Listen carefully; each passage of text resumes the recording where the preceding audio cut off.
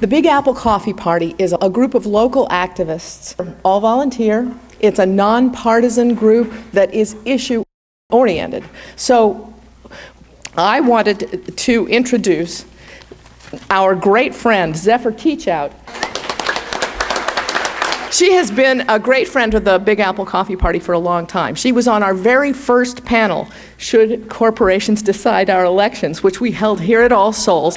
She is an expert on constitutional law. She has been galvanizing the public through running for office and through her taking charge of Mayday PAC. And I want to hand over the podium to Zephyr Teachout. We are at this incredibly serious constitutional moment.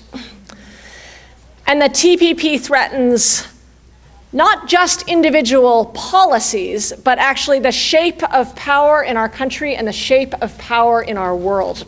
It is essential that we all educate ourselves, not just for ourselves, but each one of you knows people who can go out and explain what is happening with the TPP. If there is a risk in the TPP, and there are many, one is that it is given to the experts to decide. There's a priestly quality to the debate about the TPP that only the priests understand, and we should trust them. But instead, we must educate ourselves. We're going to hear from Lori Wallach, Margaret Flowers, Kevin Zeese, and Jim Hightower, and I'll introduce each of them in turn, and they each bring something different. Lori Wallach is the reason that we almost defeated Fast Track and that we can defeat the TPP.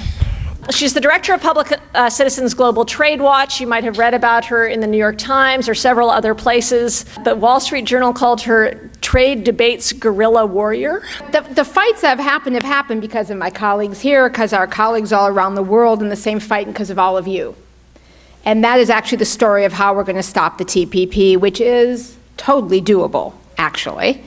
The one thing about that agreement, especially now that we've actually seen the text, and we can see how really heinous it is it's a major overreach. It is so beyond the pale that actually we have the ability to put together the biggest coalition ever. Because almost every goal, not just of progressive people, but of people who would not even identify themselves on the political spectrum, but who just care about having a decent standard of living and having a good job, who care about making sure their kids' food is safe, who have a granny who has medicine and it's expensive, who have a notion, whether conservative or progressive, that they should make the decisions that affect our lives, and those shouldn't be sent away to some unaccountable system. All of those goals and values are just kind of American values, but frankly, they're the values of the most of the people in the other countries in the TPP. Those values are all insulted, trampled, ripped to smithereens in this agreement. And in a very systematic way, it is a handful of very large corporate interests that would benefit from this agreement against all of us. And that is the scariest thing about this agreement, but that is also the power we have to win. So part of what I'm going to talk about what's in the agreement, I'm going to talk about in the context of how all of us can be helping to educate other people. There are two pieces of business about how we're going to stop the TPP. There's a very specific set of members of Congress who are going to make that decision. The work done across this country almost meant Fast Track was defeated. It's a very close vote. There are very few votes that have to be turned, and there's no TPP. So there's a very specific list of members in the House of Representatives who are going to have to vote no. Then there is making sure we get the public to understand what the TPP means as far as the disaster going forward, so those members of Congress feel the necessity to do that thing, vote against it. And that's a much broader public education campaign. And so whether or not you live in the district of one of the targeted members of Congress in New York, we all need desperately to educate our colleagues, our friends, our families, our enemies, our neighbors. Anyone we run into, we can think of a way to bring it up, because this really is one of those moments where it's kind of a point of no return. If we go down that TPP road, it is, without exaggeration, a very scary and bad place that is going to be very hard to get back from. So why do I say that? This is an agreement that for 7+ years has been negotiated in secrecy with more than 500 official trade advisors representing corporations. In that time, we, the public, as well as the press, and most of the time Congress, that has constitutional authority over trade, though that's not mainly what this agreement's about, have been locked out. As a result, we have a 30-chapter agreement that has 1,200 pages of law, plus another 5,000 pages of details, exceptions, and schedules of commitments, that of those 30 chapters, 6 of them have anything to do with trade. All those other chapters basically rewrite wide swaths of our domestic laws, the things that we think we decide in city councils and state legislatures and Congress and our courts domestically. And this set of rules would be put into place in a sort of slow-motion coup d'etat via trade agreement. Because all smart people are for free trade. But that's not what the TPP is. It's a delivery mechanism for an entirely different agenda that is not good for people or the planet. And why do I say that? We knew from leaks already that, number one, the TPP will offshore more American jobs. How can I say that with certainty? Because the text leak that showed, it's still there, we have a final text now, but early on already was agreed, the investment rules that incentivize offshoring. They make it cheaper and easier to relocate jobs from the United States and other countries where generations of folks have struggled to have higher wages, to have the worker safety and environmental standards, and take them to places where people don't have those rights, where wages are low. And in the case of the TPP, we have the low-wage alternative for offshoring to China, Vietnam. So number two, the TPP will bring down American wages. There's a whole batch of economists, including many of those who supported NAFTA, who will just fess up and say that. Why? It's basic market economics. We're going to have Americans directly competing with workers in Vietnam who make 65 cents an hour. 65 cents an hour. And with those investment rules, it's cheap, it's safe, it's actually subsidized if the US firms move the jobs there. So you saw what happened during NAFTA. In Mexico, wages were about $10, $12 a day. So this is half the China wage. The third thing we know is we're going to get flooded with unsafe imported food. Why do we know that? Because actually the trade representative admitted that they were putting into place new rules to allow imports of food that didn't meet our domestic standards. And this is a very big deal with the TPP because amongst the countries are Malaysia and Vietnam, who are some of the biggest importers of shrimp. These are farmed shrimp. These are shrimp that are farmed in conditions that you really would not find sanitary or safe. And because, among other things, human and animal waste is used to fertilize the ponds, then tons of antibiotics are chucked in afterwards.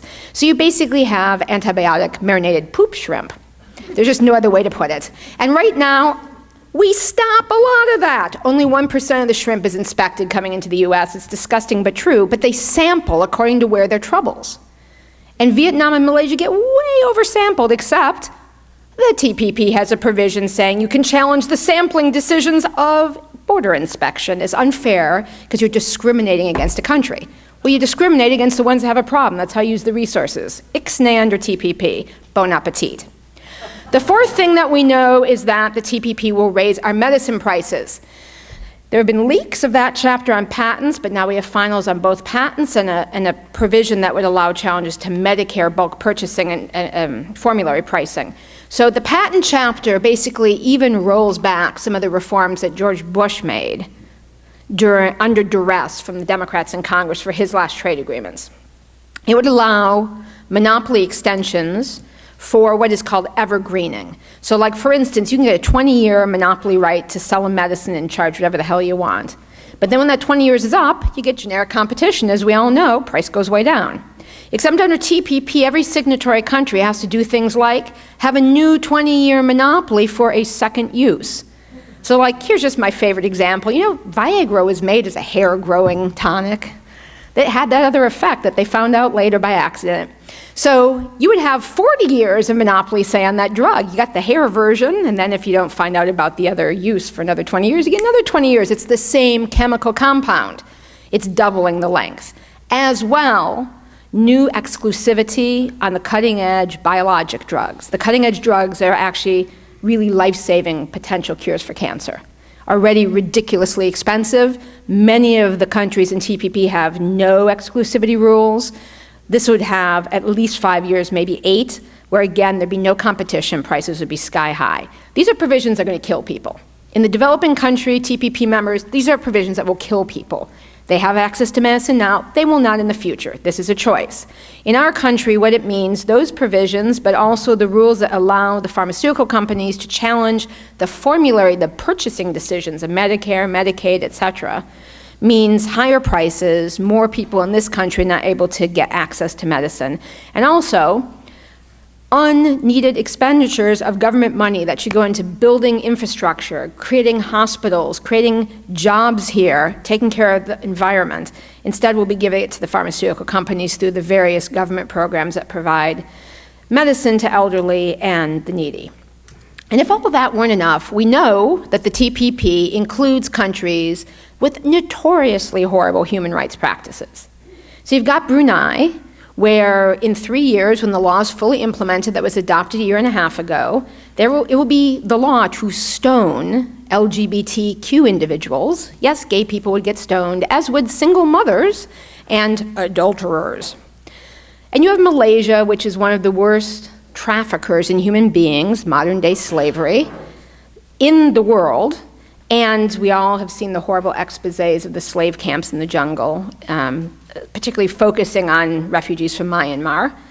And you have, in this mix, absolutely no human rights standards. So sadly, peculiarly, perversely, the administration says, this is a 21st century agreement. But you know something? The Washington Post did us all a great service. They made the entire text word searchable. So search the word climate. That's a damn 21st century problem. Does not show up in this agreement. Seriously, does not show up.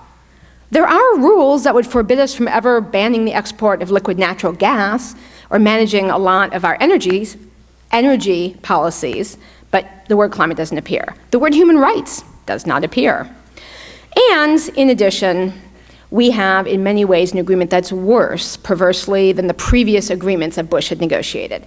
Not just is the intellectual property chapter a rollback, but also the environment chapter whacks 7 of the 8 agreements that provide the environmental standards for the enforcement of standards on the environment in the environmental standards chapter, which is to say there were 8 of these agreements that were enforceable. Now, there will be 1 that is enforceable. That is the standard that theoretically is the environmental standard the agreement is supposed to hold countries to. How that happened, unclear. But all of the new conservation standards are being touted. The standard there is countries shall endeavor to combat. Endeavor to combat means, for instance, that's the exact language for the wildlife provision. Endeavor to combat means if you put up a poster saying, do not trade in medicinal animal parts, you have endeavored to combat. It does not ban the trade in these goods. It does not ban the particular practices. And then, believe it or not, there are new rules that would limit internet freedom and roll back our rights to use the internet without interference, but also without basically having governments forced to be internet cops and shut us down, knock us out. These were not in past agreements. And then if all that weren't enough, shockingly, they expanded the investor-state dispute settlement system, the system that lets individual corporations be elevated to the same level as an entire sovereign government, skirt domestic courts and laws, and sue our governments in front of extrajudicial tribunals staffed by 3 private sector attorneys who rotate between being the judge and representing the corporations attacking the governments. These tribunals under the TPP still have no conflict of interest rules, still allow the rotating, still have no limits on how much taxpayer money can be ordered to compensate said companies, and if all that weren't enough, 9,200 additional corporations would be explicitly authorized to use the investor-state system against the US. Because up until now, our trade agreements with investor-state have been with developing countries who don't have a lot of investors here. All of the Japanese and Australian and other companies, of which there are almost 10,000, almost as many as we right now face liability under investor-state in one fell swoop, would be added. And these are big companies, including about 10 of the world's 30 largest banks, which gets to the latest thing. They expanded investor-state to allow attacks on financial stability measures.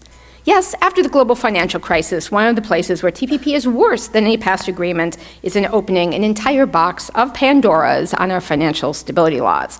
Now, that everyone is unhappy, mortified, infuriated, and otherwise ready to do something about this. Let me just conclude by saying that grim reality is only ours if Congress approves that very, very bad agreement. And that can only happen if we all don't do our job. Because literally, this is an agreement that if people are aware of what's in there, in black and white, not made up, and what it means for their lives and their futures, we will build a majority in Congress against.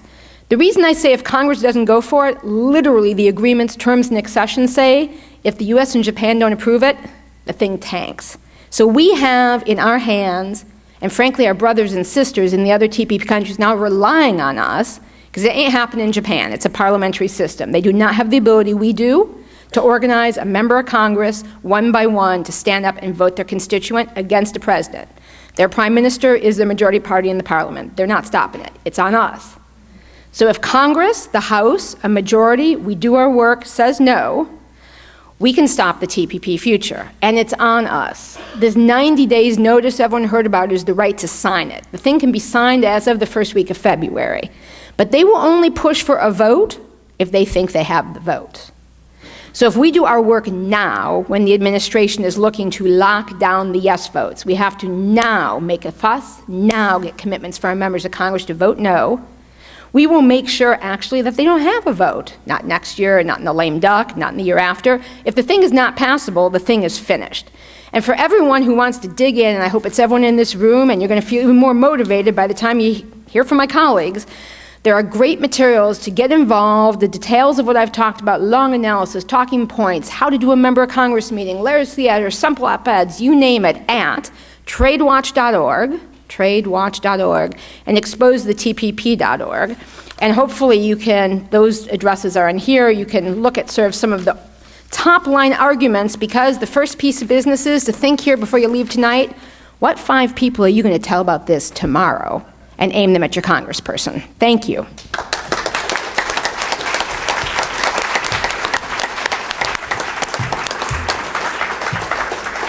Thank you. Next up, we have Margaret Flowers, who is a pediatrician, or was a pediatrician. I'm still one, just not practicing. Still a non-practicing pediatrician. I'm practicing political medicine. And yes, she's now running for U.S. Senate in Maryland. She's been a leading advocate for single-payer health care. And she is a co-director of Popular Resistance, which is an organization some of you may have heard of and has been doing a lot of the leadership around organizing in this area and others. So thank you, Margaret.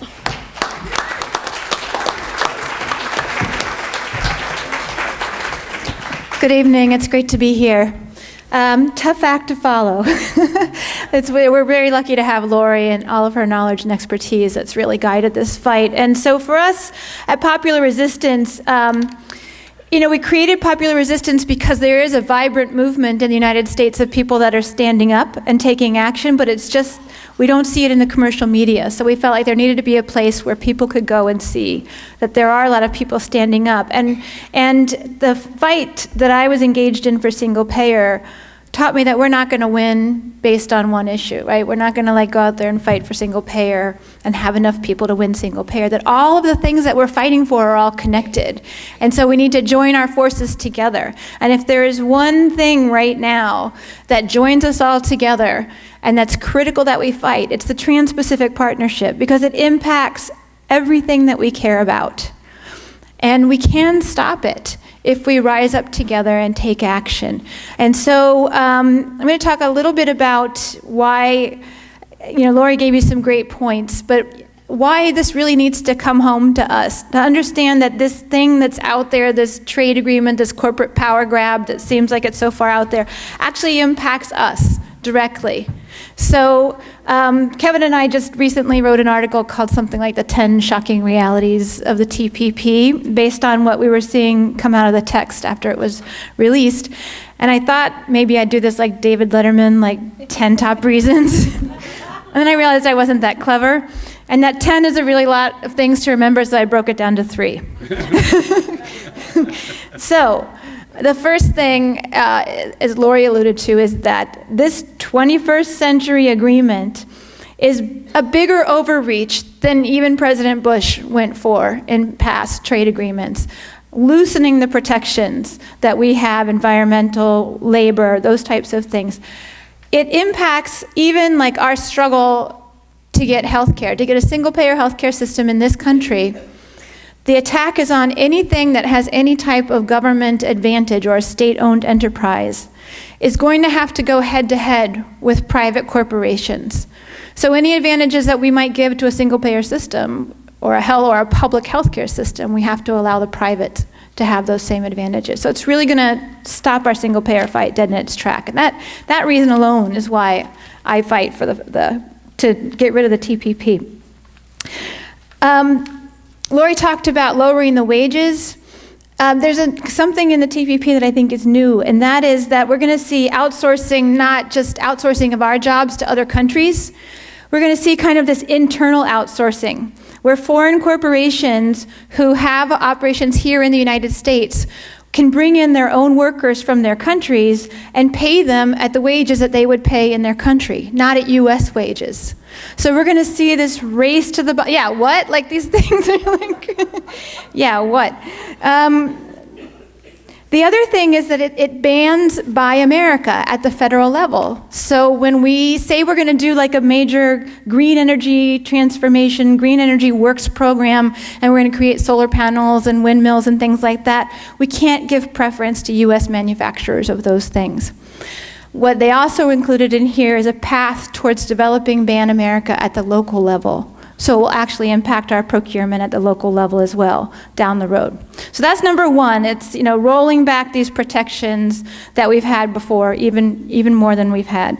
The second thing is the corporate courts, and Lori did a really great job of explaining that. But one of the points that really comes home to me is that the lawyers who serve as judges on these corporate courts can play dual roles. So they can leave their corporation and go serve as a judge in one case, make a ruling, maybe set a new precedent. Then they can go back to their job as a corporate judge, and a corporate lawyer, and they can bring a case before the tribunal as a lawyer. So what do you think they're going to do? They're going to think, wow, I really need this precedent set so I can, make this advance in this other case. So it's really unethical, and there are no ethical codes in it. The third thing that I think is really critical to understand with the Paris talks that are coming up in December with the United Nations COP21 Paris Treaty is that treaty is going to be a non-binding agreement. The Trans-Pacific Partnership is going to be a binding agreement. So anything that they put in the COP21 non-binding is superseded by what's in the Trans-Pacific Partnership, and it is going to be driving more extreme extraction of fossil fuels and export of those from the United States. So those are three things I think that are really critical. So what are we going to do about it? So we have beat back these types of agreements before, the multilateral agreement on investments, the free trade area of the Americas, those were beaten back.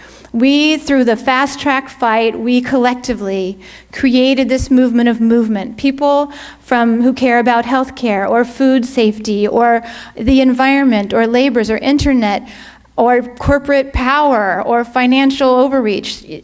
All these people have been coming together and fighting, and we held off fast track for a long time. We pushed this fight into an election year, and that in itself is incredible. We should really give ourselves a hand for doing that.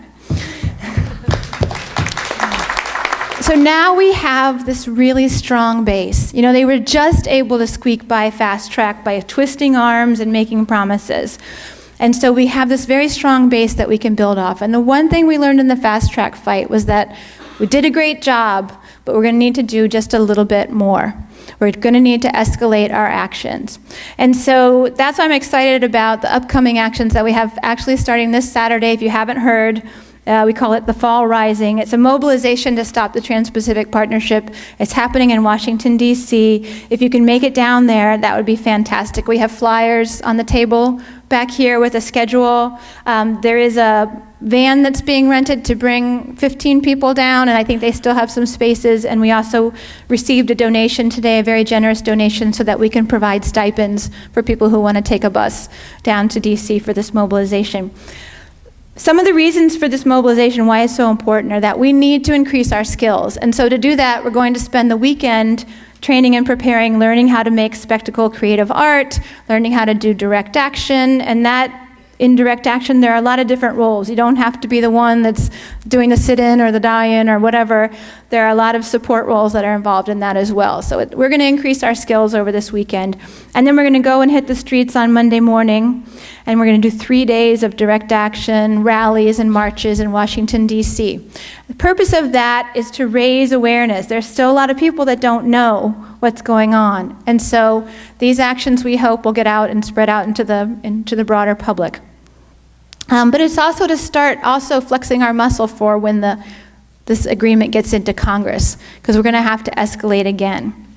So I encourage you to get involved in that fall mobilization if you can in any way. If you can come down, that's great. If you can't, we've got ways that people can participate remotely, as well as you can organize your own action. Our action calendar is filling up with local action, so if you want to do something here, that would be really great. There's other things that we need to do in this fight as well, beyond that. And actually, congratulations again, New York, because you passed a resolution in your city council again. So that's awesome. Yeah.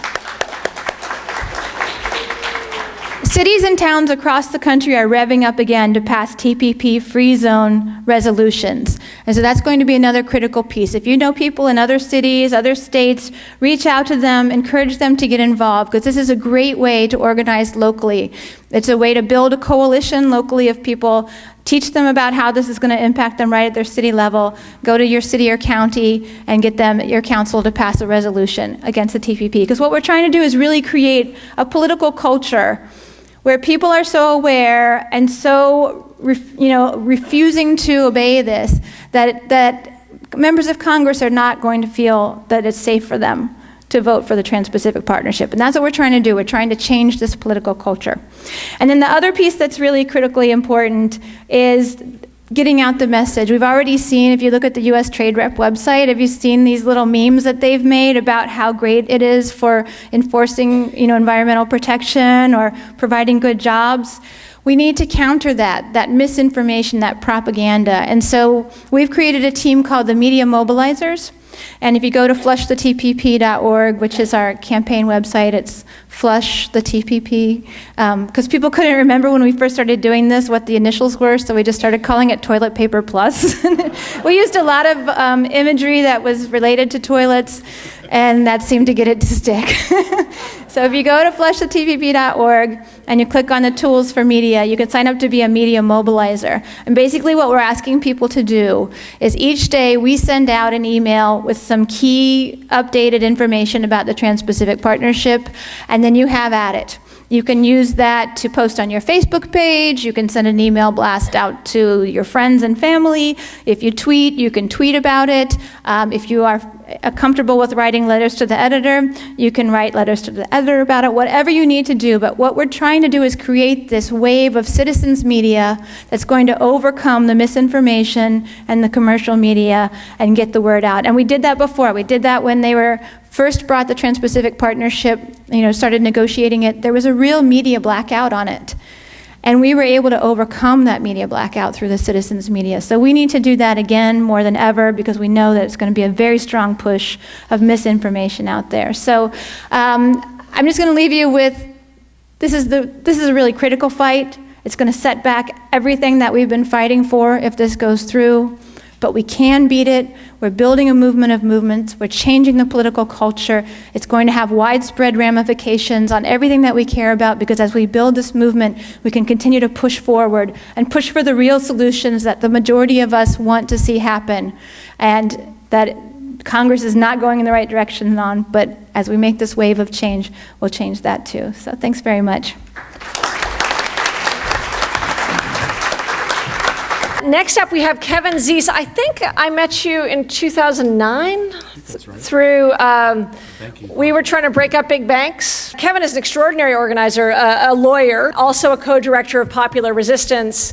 His leadership, and along with Margaret and others, in the net neutrality fight was really critical. With net neutrality, Kevin led some of the organizing, occupying the FCC, and these are commissioners who aren't used to getting this kind of personal attention. I sometimes think that we're in this moment of a sleeping giant waking up with like one paw being net neutrality and one paw being Black Lives Matter and one leg being the TPP. Kevin's involved in all of it, so I want to hear what you're saying. Well, my job is to put this into a larger context and to really show that this is part of kind of the battle of our times, the epic battle of whether we're going to have democracy where people rule or corporate government where the transnational corporations rule. That is the battle. And there's many fronts to that. We see it in the elections with such a small percentage of people funding elections. We see it with Citizens United. We see it across the globe. We saw it in Greece when the bankers insisted Greece get down to its knees and grovel and live a stranded life without a real democracy. Despite their vote, they were ignored. So we see this battle happening all over the world and all over the country. And the TPP is relevant to that, and these two other trade agreements I'll talk about briefly that President Obama has also been negotiating, is relevant to that because it really undermines what little democracy we have left. If we lose this battle to stop the TPP, we see all three branches of government hurt significantly. And it's interesting, during the fast track debate, when we actually were kind of occupying Capitol Hill too. We had a little encampment up there as well. We had to we weren't allowed to sleep though, so we had to take rotational shifts, although some people did sleep. I think under the table or something. But while that battle was going on, one of the issues that President Obama was misleading us about was that this will not affect legislation. It's not going to change things. And during that, while it was going on, the WTO was ruling against the United States in a trade tribunal fight over a COOL, country of origin labeling. A very popular law. People want to know where their food comes from. They don't want to, as Laurie was talking about, the shrimp cesspools that shrimp grow up in. We don't want to have that in our food. And the United States was losing that. And they were basically told, you're going to get big fines unless you repeal that law. And so what did Congress do? In the midst of fast track, they repeal the law, Obama signs it, and he still says it doesn't affect our legislation. So Congress and the executive are crippled by that. The reality is that any law passed in the public interest, whether it's to protect the people, whether to protect workers, the planet, climate change, any law passed for those kinds of purposes is open to challenge by foreign corporations, by investors. That's what the investors are foreign corporations. Of course, domestic corporations don't have that right, so already domestic corporations that are at a disadvantage. Of course, communities don't have that right to sue if investors, a foreign corporation comes in and pollutes a community. Consumers don't have that if we're poisoned by Vietnamese shrimp. Unions don't have it if their unions are destroyed. Workers don't have it if their wages go down. We have no rights. Only the corporations and the government have the rights to use these tribunals. It's unlike the federal court system, where the federal court system, a single person can sue a corporation. They can get a lawyer based on a contingency fee, so it costs them nothing unless they win. We get a jury of our peers. We get a real judge, not a rotating corporate lawyer. And unfortunately, the federal court system gets weakened because of these trade tribunals, these investor-state dispute panels. And of course, there's no appeal from those trade tribunal decisions. So we are stuck with them. So all three branches of government get weakened. Our democracy gets weakened, our sovereignty gets weakened, the corporations all get stronger. And this comes at a time when it's being recognized that we may not even be a democracy any longer. I always call it a mirage democracy with managed elections, because the management ensures that Wall Street has two candidates and no one else is really allowed to compete. They can get on the ballot. In some states, they struggle for a hard time to get a third party getting on the ballot, but the corporate media won't cover them. The money that pollutes our elections won't be coming to them. And so we really have a kind of a fake democracy. And people, in fact, researchers now from multiple universities have done various research projects that prove we're an oligarchy more than we're a democracy. We have Supreme Court judges, we have former presidents, we have Jimmy Carter, we have senators like Dick Durbin saying that there's no democratic legitimacy anymore. That's pretty serious stuff. And here we are now facing this to drive that down further and to drive wages down further at a time when 51% of working Americans are earning $30,000 a year or less. Now we have to compete with Vietnam 65 cents and Peru's $1.50 an hour. Workers cannot survive that. And that's what we're going into with these corporate trade agreements. And it also has to be put in the context of the global battle that the United States is engaged in for hegemony of the world, to be the sole power. It's not a coincidence that TPP is being negotiated at the same time that we are shifting 52% of our Navy over to the Asian Pacific and the Asian pivot. It's not a coincidence that we are negotiating the transatlantic agreement at the same time that NATO is ringing Russia with military bases and with missiles pointed at Moscow. This is part of a much bigger issue, and there are 3 trade agreements, as I mentioned earlier. There's the one we're talking about tonight, the Trans-Pacific Partnership. There's also the Transatlantic Trade and Investment Partnership, which is with Europe. And the other one that's least talked about, the TISA agreement, which deals with services, which is 80% of our economy. 50 nations are part of TISA. So this is a web of corporate law written by the corporations and for the corporations. And if this is allowed to be put into place, it's going to be a multi-generational effort to correct this mistake. It's going to be the battle of the century. We're already in this battle. If we stop it now, it has a totally different impact. If we stop the TPP, it's very unlikely the transatlantic, which is having troubles already in Europe, it's very unlikely TISA will get forward. Winning this conflict now, this political conflict now, has the potential impact to stop all 3 of these treaties. And it's not alone. Another thing I want to mention, and you can Google this if you want, because I don't want to go into it in great detail now, don't have the time, but out of the World Economic Forum comes this Global Redesign Initiative. Has anyone heard of the Global Redesign Initiative? Just curious. That's the same response we got 4 years ago when we asked, has anyone heard of the TPP? They're good at hiding stuff. They're good at hiding stuff. Of course, now if I ask anyone's heard of the TPP, everybody's hands goes up, right? So we gradually learn it. But if you Google the Global Redesign Project, Mark and I we have a radio show, we did an hour-long interview with 2 academics from Boston who've done a deep investigation of this, have put out a report going through the Global Redesign Initiative. What it basically is the elites working to minimize the nation state. They believe nation states are kind of slow and they're bureaucratic and they can't make decisions, and corporations are much more efficient. They can make decisions. They can get things done. They can move to where the cheaper workers are, move to where the cheaper resources are, much more efficient for our economy.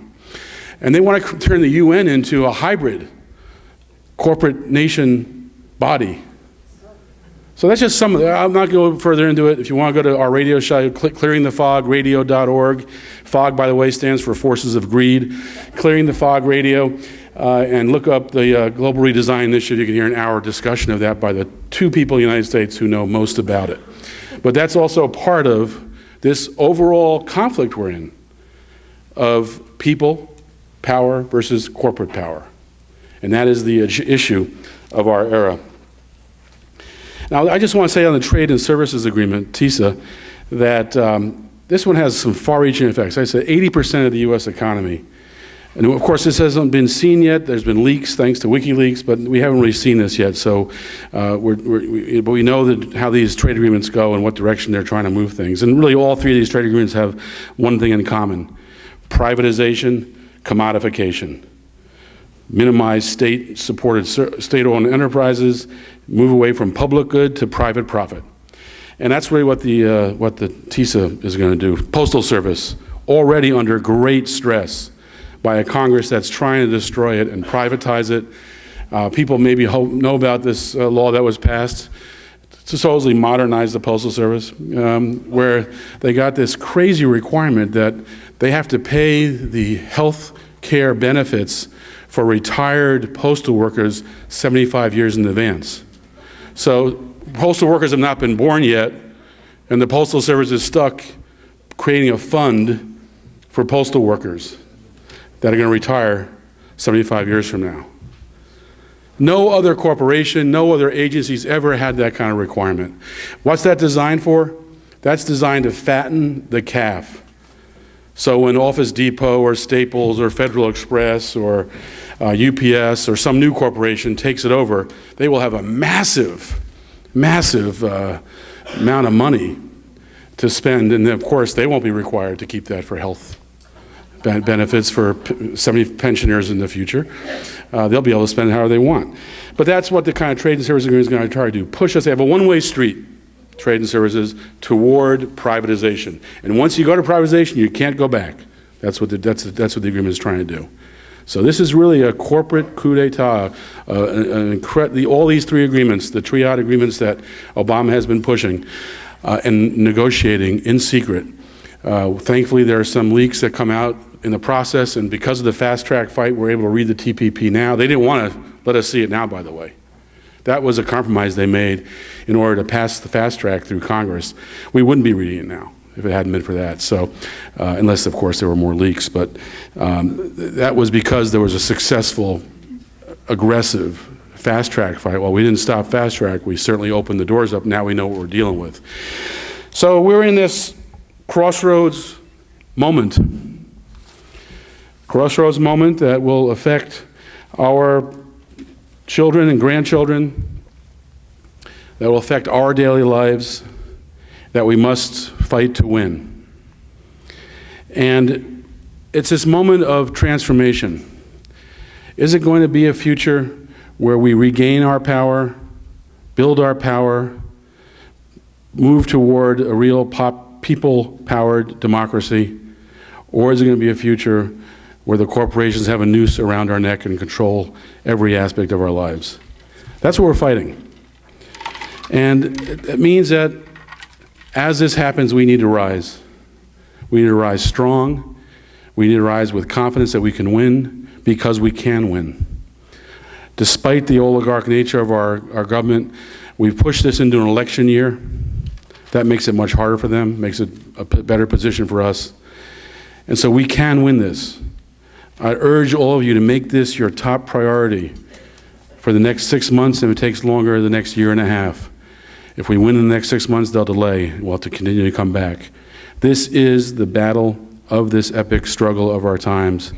And if we win it, it shows tremendous people power, defeating, massive mega corporations who are trying to grab incredible power. So join us. I am thrilled to introduce Jim to round out our discussion. The man who is fighting the powers that be on the behalf of the powers that ought to be: consumers, working families, small businesses, farmers, environmentalists, and just plain folks.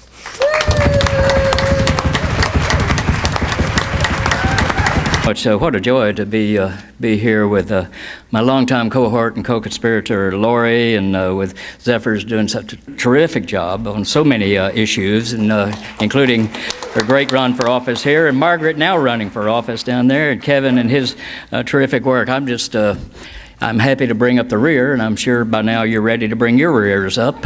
So I'll be mercifully brief here. I just thank the organizers for allowing a scruffy Texas populace to come to church here in this center of erudition and enlightenment, and to be part of this gluten-free rabble-rouser, this free-range TPP palooza that we're having here tonight, and to be in the presence of you grassroots agitators for America's proud progressive values of economic fairness, social justice, equal opportunity for all people. That's actually what America stands for. We don't hear it enough, do we? But that is the creed of America: fairness, justice, opportunity for all. We progressives don't win fights this big or even smaller by going inside the chambers of legislatures, but by going to the countryside and rallying the outsiders to come inside. That's when we win. And that is what has been happening here, and that's why we're this far along. With the great leadership of Lori and her team. 11 people, Lori and her staff of 11 people, drove the bastards to the wall in an impossible fight. As Kevin was saying, something that nobody even knew what the hell what was this thing. They didn't even know what it was. Yet we put it on the national agenda by bringing you good folks forward to get in the face of power. And that's what we've got to do more of. I come to you not merely from Austin, Texas, but from South Austin. We're a little more irreverent on the south side of the river over there. And our unofficial slogan is, we're all here because we're not all there. I think that's why we're all here tonight, is because we know that the corporate and political powers that be, excuse the redundancy there, are not at all there on grasping the essential, uniting theme that we're all in this together. In fact, they're as confused as goats on AstroTurf when it comes to trying to understand the essential power of that thought and the fact that that is what brings America together.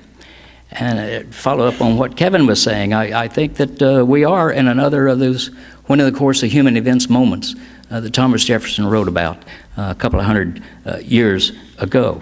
A moment in which the global corporate elites, with the entire Republican establishment, are engaged in a kleptocratic cabal with Barack Obama, with Rahm Emanuel, with the Daily Boys out of Chicago, with a covey of pusillanimous corporate Democrats.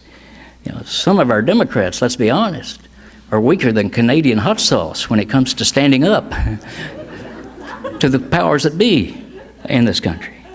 And what we have in this just god-awful glob of global corporate gobbledygook is a shameful sneak attack on our people's sovereignty, our right to be a self-governing people, as these good folks have explained here tonight, how this completely undermines that very basic concept that creates America itself.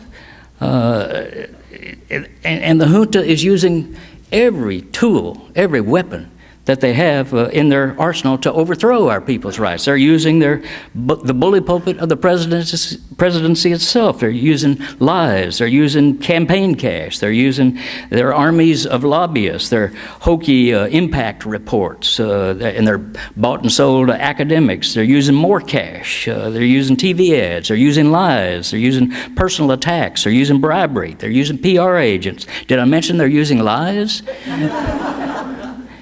You know, they say in sex, and I don't know a whole lot about this. Chuck Zlotnick was trying to explain it to me earlier. They say that in sex, using a feather can be erotic, but using the whole chicken, that is just nasty. That is kinky, perverse. Well, these people are using the whole chicken against us.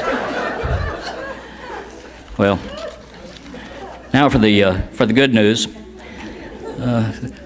The people of America are revolting, in the very best sense of that term. I'm a lucky duck in that I get to travel a whole lot. I've been just about every place that's got a zip code, including a lot of places to talk about this topic, and not just the safe havens of San Francisco or someplace like that, but down in Bakersfield, California, out in Texas, El Paso, for example, is out there recently, in Chicago, in Madison, in North Carolina, and elsewhere, and everywhere. The people are onto this. And if they're not onto it, it is very easy to explain it to them. You can see it in the polls. The polls are overwhelmingly in our favor right now. You can go to any chat and chew cafe in America and just sit on a stool and talk to the person next to you, and they will understand exactly what you're talking about here. And by they, I mean Republicans as well as Democrats and independents.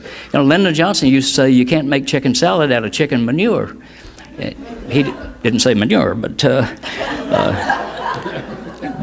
that's all they have to work with, as these good folks have explained to you here today. When anybody in America gets a whiff of what's in this thing, they just gag. When they hear who was at the table and who was not, they are revolted. When they learn about the fast-track railroad job that's been done on us, it just sets their hair on fire. And as Laurie indicated, there are 500 corporations sitting at the table doing the writing of drafts, commenting on it. They were inside. None of us were inside. None of us. There's an old saying that you union folks will know that if you're not at the table, you're on the menu. And people get that. And so they're saying, don't TPP on me. That's become a slogan that is out there as well. So my message to you, and I'm sure you're wondering what it is by now, is that it's up to us. It's not up to Public Citizen, Global Trade Campaign. It's not up to the good folks here in the CWA and the other great unions that are fighting this. It's not up to the organizations. It's up to you and to me. We have to be the messengers carrying this way beyond our comfort level. We got to be talking about it in our churches, in our union halls, in the workplaces, in the Kiwanis clubs, assaulting people on the street if necessary, and filling them in on what the hell this is about. We've also got to be the confronters. We have got to get in the face of power. And that means knocking on the door and knocking on the head of your Congress critter. You don't have to go to Washington. They've got an office here. Go see them there. Take a little delegation, maybe a minister, maybe a small business person, maybe a teacher, maybe a student. Have a little delegation and just go and say, look, we are taxpayers. This is something that's going to affect us drastically, and we're watching what you're doing, and we want you to respond to us as well as to the bankers and as well to the corporate suites. We got to confront them, that we know what's going on, we know what they're doing, and we're seeing it, and we're not going to just lay over if they go against us. We're going to go against them. And then we've got to be the ralliers to pull all this together into something bigger than just individuals and individual groups, but a large coalition. That's already happening. It's already available out there. We just have to fill it out a little more. I'm saying to you that it's no longer enough for us to be progressive. We've been passively progressive forever. But the powers that be have turned radically regressive. So we've got to become aggressive. Getting right in their face. I was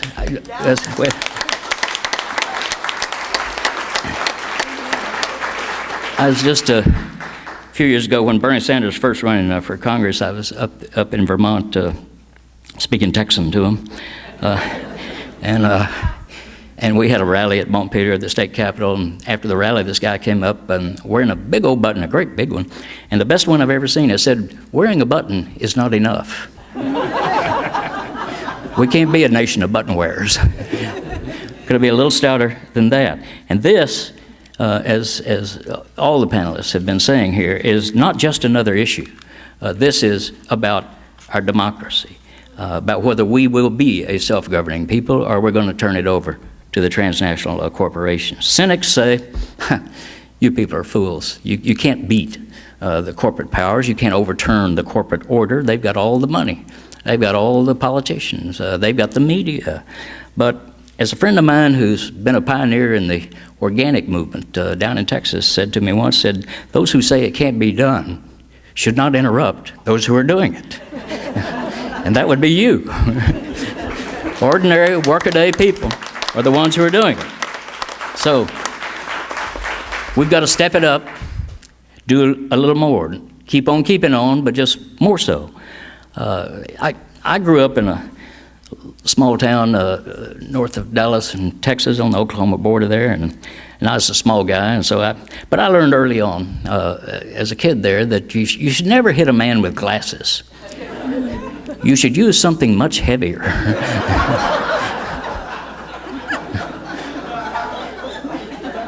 And the heavy thing that we have is this room full of agitators, informed, people willing to stand up for the rights of all of us to be a self-governing people.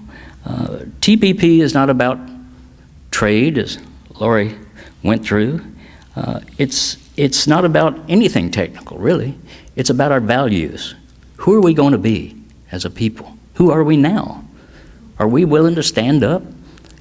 This is the watershed right here. And those values of economic fairness, social justice, equal opportunity for all are at risk. Who are we to be? And by the way, we need to be reminding people and Congress critters and the media and all of them out there that inequality, that's now a buzzword, in politics. Inequality. I'm against inequality. But inequality doesn't just happen. It's created by deliberate decisions like this. So Barack Obama cannot stand up and say, I'm against inequality, but I'm for the TPP.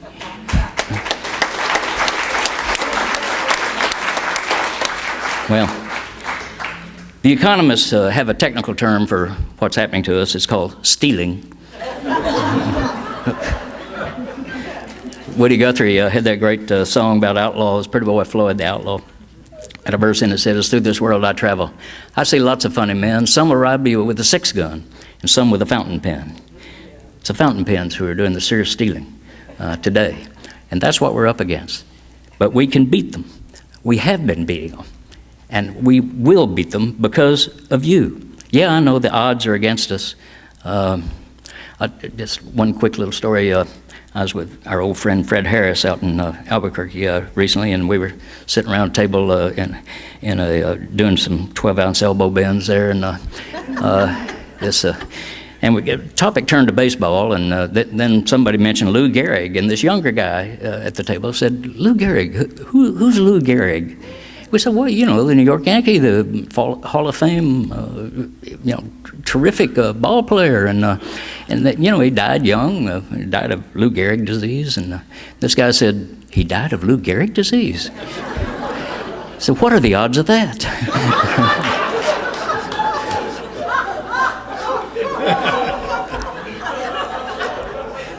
I don't know what I'm saying to you about that, but basically I'm saying don't hold back.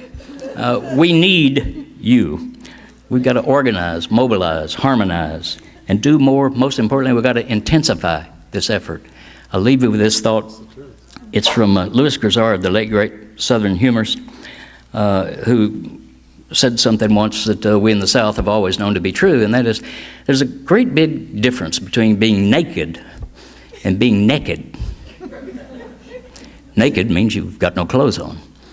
But naked, that means you've got no clothes on and you are up to something.